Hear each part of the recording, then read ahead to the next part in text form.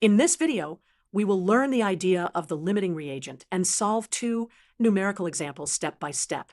Imagine making grilled cheese sandwiches. The recipe is simple. 2 slices of bread and 1 slice of cheese make 1 sandwich.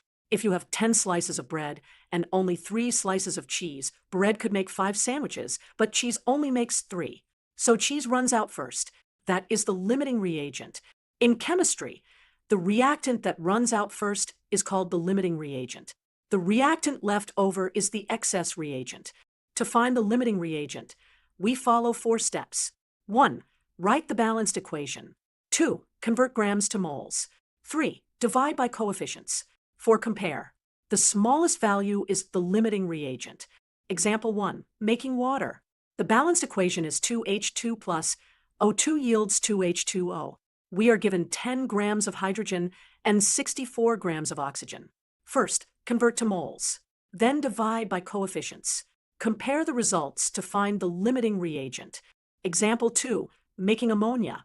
The balanced equation is N2 plus 3H2 yields 2NH3. We are given 28 grams of nitrogen and 12 grams of hydrogen. Convert to moles. Divide by coefficients. Compare to find the limiting reagent. Quick summary.